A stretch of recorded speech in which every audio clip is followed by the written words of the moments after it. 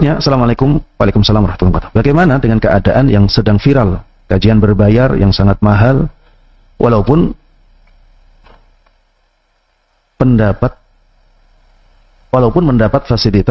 fasilitas makan, modul dan lain-lain. Bukankah majelis ilmu hak untuk semua? Jika berbayar, bagaimana dengan yang tidak mampu ingin mendapatkan ilmu yang akan disampaikan para asatidz? Jazakallahu khairah. Anda melihat ya, kajian berbayar ini memang untuk segmen-segmen khusus. Memang untuk orang yang mau bayar. Dan paling materinya juga ada di tempat lain. Yang disampaikan sama. Kalau mereka bermanhaj Ahlus Sunnah wal Jamaah, materi yang disampaikan ada di tempat lain.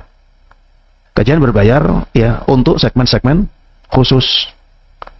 Sehingga ya tidak perlu kita sikapi dengan sikap yang berlebihan ya. Anggaplah mereka sedang berdakwah bukan di dunia kita.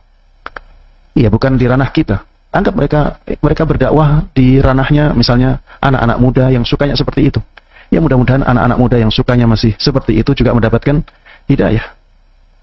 Secara kaidah itu Anda tidak melihat ada sesuatu yang bertentangan ya. Kecuali kalau dibisniskan, ini sesuatu yang lain. Kalau dibisniskan untuk mencari keuntungan pribadi, di situ yang Anda melihat tidak boleh.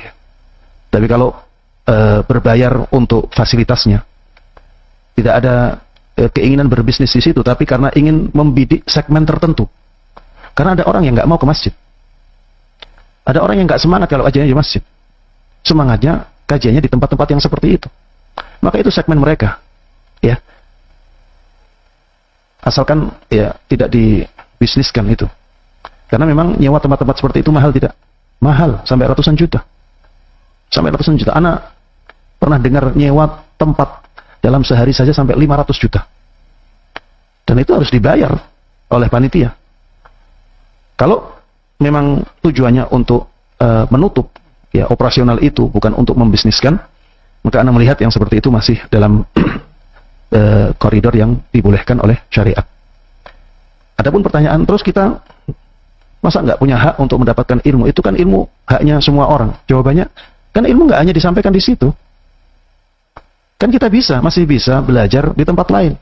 Kalau kita tidak ingin membayar untuk hadir di majelis-majelis yang seperti itu, kan masih banyak majelis-majelis yang lain yang tidak berbayar.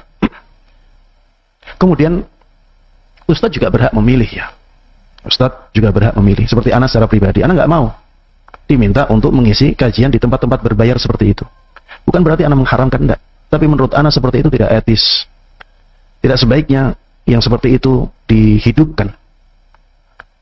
Kalau seperti itu nanti dihidupkan, Ana khawatir ya, nanti akan menjadi tren dan akhirnya banyak dari kajian-kajian berbayar dan akhirnya arah kajian itu menjadi berubah ya.